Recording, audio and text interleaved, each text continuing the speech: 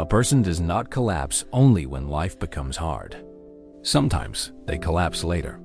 The day they stop believing tomorrow can still hold something for them. That is the true danger of pain. Not only that it hurts, but that, little by little, it tries to convince you there is nothing left ahead worth reaching for. And when hope begins to die, a person can still be breathing, while something inside them has already gone quiet. This is the story of a woman who did not lose everything in one day. She lost it piece by piece. And the only thing that kept her alive long enough for life to change was hope. In an old railway town of narrow streets, wet brick walls, fading shop signs, and distant train whistles that echoed through the evening rain, there lived a 30-year-old woman named Mara. Mara had once been full of motion. She walked fast. She spoke with life in her eyes. She worked with her hands as if the future were something she could build thread by thread. She was a seamstress, not an ordinary one. She had a rare gift for seeing beauty before it existed. She could look at a piece of plain cloth and already imagine what it could become. She dreamed of opening a small dress studio of her own one day, a place filled with soft light, warm fabric, careful hands, and the kind of beauty that made tired people feel human again. Her father had believed in that dream. Before he died, he had saved for years to buy her one strong black sewing machine with silver edges and a heavy iron pedal.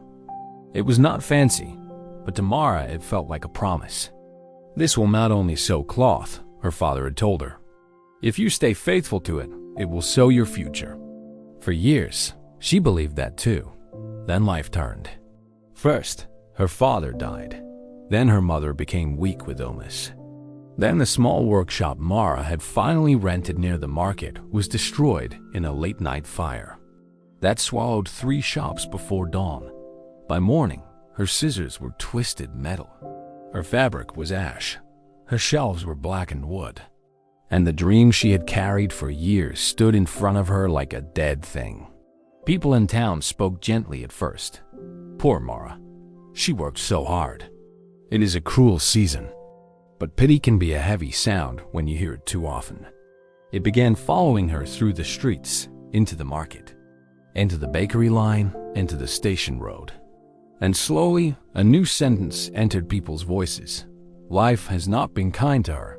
They said it as if she were already finished. Mara tried to keep moving. She took repair work from home. She mended sleeves, hems, and school uniforms. In the small dim room she shared with her mother, but the money was never enough. Bills weighed on the table like a second kind of weather. Her mother's medicine cost more every month. The landlord began knocking more often. Her younger brother stopped talking about college and quietly took evening work, loading crates near the rail yard.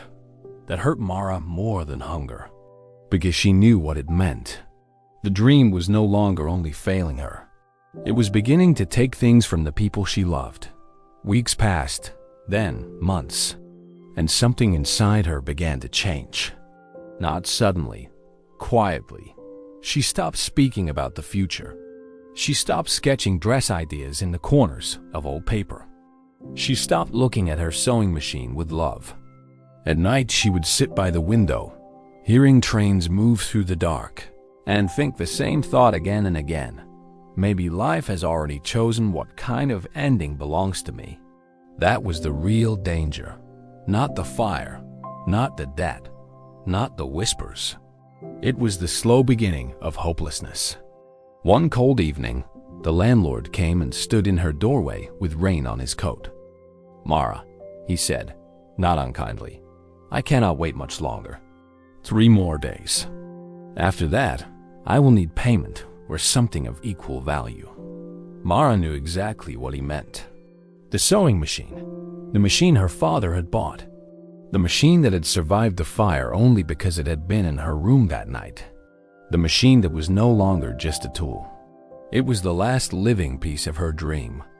That night, while her mother slept and the wind pushed rain against the shutters, Mara sat on the floor, beside the machine with one hand resting on its cold iron body. For a long time, she said nothing. Then she whispered, almost like a confession, "I don't know how to keep believing anymore." The room gave no answer. The next morning, she made her decision. She wrapped a sewing machine in an old brown cloth, tied it with rope, and waited for evening. When darkness came, she carried it slowly through the wet streets toward the railway station, where an old dealer sometimes bought tools, broken furniture, and machines from people who had run out of choices. Each step felt wrong. Not dramatic. Worse. Final. The station was half empty when she arrived. Lamps glowed weakly through the mist. Rainwater ran in thin lines between the stones. A train had been delayed, and a few tired travelers sat beneath the awning, with their collars raised against the wind. At the far end of the platform stood an old man in a dark coat, relighting one of the station lamps that had gone out in the rain. Mara had seen him before. His name was Eldrick, the night lamp keeper. He was thin, quiet, and slow in his movements. But every evening he walked the platform with a long pole and a small flame, checking each lamp one by one. As if darkness were something he refused to leave unattended. As Mara dragged the wrap machine past him, one wheel of the small cart beneath it struck a gap in the stone and stuck. She pulled once. It did not move. She pulled again. Still nothing. Then Eldrick stepped over without a word and helped lift the weight free. When he set it down, he looked at the wrapped shape and asked softly, "What are you carrying that feels heavier than iron?" Mara gave a tired smile that was not really a smile. "The last thing I still believed in." The old man studied her face. Then he said, "Sit." She almost refused. But something in his voice was steady in a way her heart was not. So she sat on the bench beneath the lamp while rain whispered against the platform roof. For a while, Eldrick said nothing. He simply adjusted the lamp until the flame steadied behind the wet glass. Then he asked, "Tell me what happened."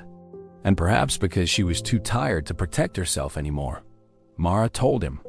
She told him about the fire, about the debt, about her mother, about the workshop, about the way people had begun speaking to her as if her story were already over. And then, more quietly, she told him the hardest part. "I think the worst thing is not what I lost. It is what is happening inside me. I feel myself giving up, not loudly, just little by little." Eldrick listened without interrupting.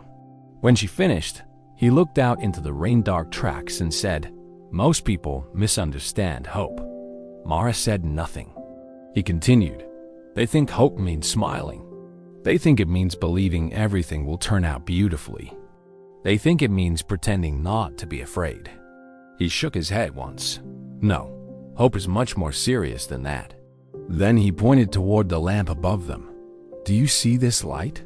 Mara looked up. The lamp glowed softly against the wet dark. "It is small," he said. "It does not light the whole town. It does not remove the night. It does not stop the storm. But it does one important thing." He turned toward her. "It gives enough light for the next step." Mara felt something tighten in her throat. Eldrick's voice remained calm. "That is hope. Not a promise that all pain will disappear. Not a guarantee that tomorrow will be easy. Hope is simply the small light that keeps a person from lying down in the dark before morning arrives." The rain seemed quieter after that. Mara looked at the wrap machine beside her and whispered, "What if the light is almost gone?" Eldrick answered without hesitation, "Then you protect what is left of it." Those words entered her more deeply than comfort ever could. He stood, checked the flame once more, and then said the sentence she would carry for years. "A person does not need enough hope for the whole future. They only need enough hope not to surrender tonight." Mara sat frozen. For the first time in many months, hope no longer sounded soft. It sounded necessary. She looked down at the wrapped machine. Then, very slowly, she untied the rope. Eldrick watched without speaking. Mara rested her hand again on the iron body beneath the cloth. Though the future was still dark, one thing had changed. She was no longer ready to sell the last light she had. Not because life had suddenly improved, not because a miracle had arrived, not because her fear was gone, but because one small lamp inside her had refused to die. The next morning, she did not transform into a new woman. She was still tired, still afraid, still uncertain. But she did one thing, only one. She cleaned the dust from the sewing machine. Then she sat in silence for a while. Then she did one more thing. She wrote a small sign on a scrap of cardboard. Repairs done here. It was not a grand reopening. It was not the return of the dream in full. It was only a small step. But that is how hope works. Not always in victories, often in returns. The first day, only one schoolboy came with a torn satchel strap. The second day, a widow brought 2 old covers to be mended. On the third, a railway porter asked if she could shorten his worn coat sleeves.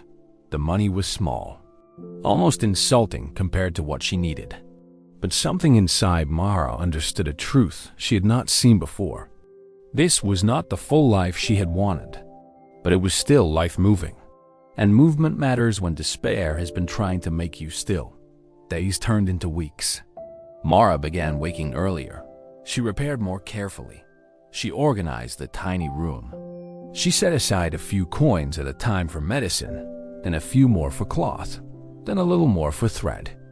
The progress was slow enough to make a proud person quit. But hope had changed its shape now. It was no longer asking life to look beautiful immediately. It was asking only this: what is the next faithful thing? That question saved her. One evening, a woman from the wealthier side of town came carrying a dress with a damaged sleeve. The repair was delicate. Mara did it perfectly. A few days later, the woman returned with another garment, then another. Then she mentioned Mara's careful hands to a cousin. Then a schoolteacher came, then a shopkeeper's wife, then a bride with a torn hem just 3 days before her wedding. Nothing exploded into success. It grew, quietly, slowly, honestly. That was the miracle hope had protected long enough to happen. Months later, on a clear morning washed in pale light, Mara stood in a small rented room near the station road. It was not the grand studio she had once imagined, but it was hers. A narrow window, a clean table, shelves with folded fabric, a mirror on the wall, and her father's sewing machine in the center, alive again under her hands. Her mother sat by the window smiling faintly as she sorted buttons into glass jars. Her younger brother, no longer taking extra evening shifts every night, had gone back to his studies. And on the door of the room hung a modest painted sign, Mara's Alterations. One evening, near closing time, she walked to the station with a small parcel wrapped in cloth. Eldrick was there, lighting the lamps again one by one. She handed him the parcel. Inside was a new scarf she had sewn herself. "For the man who taught me what hope really is," she said. Eldrick touched the fabric and smiled. "What did I teach you?" Mara looked at the row of lights stretching down the platform and answered softly, "That hope is not a promise that life will become easy." She paused. "It is the reason a broken person keeps moving until life changes." Eldrick nodded once, as though he had only been waiting to hear her say it. And that is the lesson. Hope is not weakness. Hope is not fantasy. Hope is not pretending pain does not exist. Hope is survival. It is the quiet light inside a person who has every reason to collapse, but chooses one more step. When everything feels lost, hope does not always give you the whole road. Sometimes it gives you only enough light for tonight. But that is often enough. Enough to keep the dream from dying. Enough to keep the heart from surrendering. Enough to keep a broken life moving until the dark season finally passes. So if life has been heavy and your future has looked dim, remember this. You do not need enough hope for the next 5 years. You do not need enough hope for the whole mountain. You only need enough hope not to give up tonight. And sometimes, that small light is what saves everything. Like this video if the story spoke to you. Share it with someone who needs this message today. And comment below. What is one reason you still choose hope, even in hard times? Don't forget to subscribe to Meratic Tales for more simple English stories with deep life lessons. Until next time, stay calm, stay grateful, and keep moving forward in life.